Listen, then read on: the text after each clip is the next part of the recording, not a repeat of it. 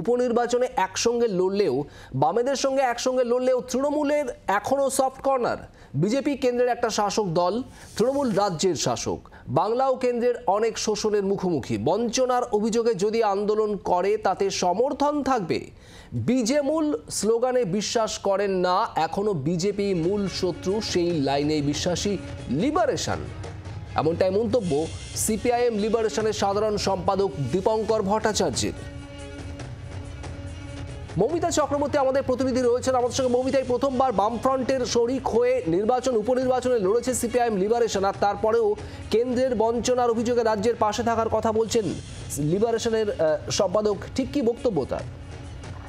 দেখো, এর আগেও সিপিআইএমএল লিবারেশন তাদের যে সাধারণ সম্পাদক দীপঙ্কর ভট্টাচার্য, তার মন্তব্য নিয়ে একটা দোটানা তৈরি হয়েছিল এবং তিনি নো ভোট টু বিজেপি সেই স্লোগান দেন এবং সেখানে গ্রেটার ইভিল লেসার ইভিল সেই তত্ত্ব তিনি নিয়ে আসেন।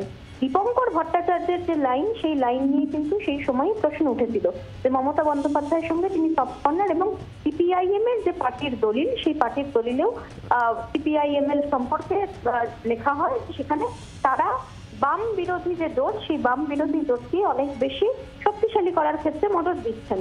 সেক্ষেত্রে খুব স্বাভাবিকভাবেই সেটা নিয়ে বিতর্ক হয়েছিল, কিন্তু সম্প্রতি যে নির্বাচন হলো, উপনির্বাচনে দেখা গেল বাম বৃহত্তর একটা মঞ্চ করা হলো, যেখানে দীপঙ্কর ভট্টাচার্য অর্থাৎ সিপিআইএমএল লিবারেশন সেই কেন্দ্রের আসন ছেড়ে দেওয়া হয়েছিল সিপিএম এর তরফ থেকে নৈহাটি কেন্দ্রে। তারপরেও দীপঙ্কর ভট্টাচার্যের এই মন্তব্য, সেই মন্তব্য নিয়ে কিন্তু আবারও প্রশ্ন উঠছে যে মমতা বন্দ্যোপাধ্যায়ের প্রতি এখনো লিবারেশন কোথাও একটা গিয়ে সফট কর্নার, সেই সফট কর্নার তাদের রয়ে গেছে। একেবারে মৌমিতা, এবং দীপঙ্কর ভট্টাচার্য তিনি বলছেন যে বাংলা ও কেন্দ্রের অনেক শোষণের মুখোমুখি। বঞ্চনার অভিযোগে যদি আন্দোলন করা হয় তাতে সমর্থন থাকবে তিনি বলছেন। ঠিক কি বক্তব্য তার আপনাদের শোনাবো। আর এর পাশাপাশি দীপঙ্কর ভট্টাচার্যের এই বক্তব্যের প্রেক্ষিতে সিপিআইএম রাজ্য সম্পাদক মোহাম্মদ সেলিম কি জানিয়েছেন শোনাবো। পশ্চিমবাংলায় এই মুহূর্তে যেটা প্রয়োজন সেটা হচ্ছে বামপন্থীদের শক্তি বৃদ্ধি, এবং বামপন্থীদের শক্তি যদি বাড়াতে হয় তাহলে বামপন্থীদের ঐক্যের পরিসরটাকেও বাড়াতে হবে। আমরা আমাদের যদি জিজ্ঞাসা করেন আমরা অবশ্যই কন্টিনিউ করবো। এক হাতে তো বাজে না। আমি আশা করব যে সিপিএম নেতৃত্ব তারা যখন এটা বলেছে, বামফ্রন্ট এটা মনে করেছে, তারা অবশ্যই একটা হঠাৎ করে একটা কোনো জায়গা থেকে তো ঠিক হয়নি। আমরা মনে করি অবশ্যই বামপন্থীরা গোটা পশ্চিমবাংলাতে বৃহত্তর ঐক্যের পথেই হাঁটবে। না, আমি নিজেকে ভোট দিতে বলবো, তো অবশ্যই যারা বামপন্থীদের ভোট দেবে সে তো অবশ্যই টিএমসিকে ভোট দেবে না, কিন্তু বিজেপিকে ভোট নয়। বিজেপি একটা গণতন্ত্রের জন্য এত বড় বিপদ। আপনি দেখুন, সেটা ঝাড়খণ্ডের মানুষ উপলব্ধি করেছে। তৃণমূল কংগ্রেস রাজ্যে একটা সরকার চালাচ্ছে, যে সরকারটা ক্রমাগত আরও বেশি একটা অপশাসনের প্রতীক হিসেবে মানুষের সামনে উঠে আসছে।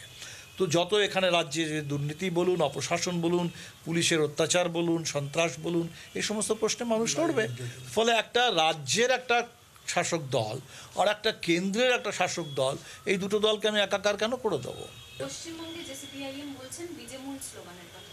আমি দেখুন, আমি যে বিজেমূল আমি এবার অন্তত বলতে শুনিনি। করবেন, ভাববেন না, আমি বিশ্বাস করি না। আমি আলাদা আলাদা দলকে আলাদা আলাদাভাবেই দেখি।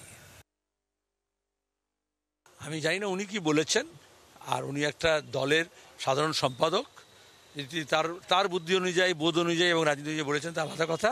কিন্তু আমি এটুকু জানি, যারা প্রকৃত নকশালপন্থী বা এমএলপন্থী বা যারা বামপন্থী, এমনকি যারা অতিবাম, তারা সবাই এক কাট্টা হচ্ছে। এবং এই রাজ্যে গোটা দেশে যেমন বিজেপির বিরুদ্ধে, সেরকম এবারে এ রাজ্যে বিজেপির সঙ্গে সঙ্গে বিজেপির বি টিম তৃণমূলের বিরুদ্ধে। বাংলার আওয়াজ, বাঙালির আবেগ, জি 24 ঘন্টা।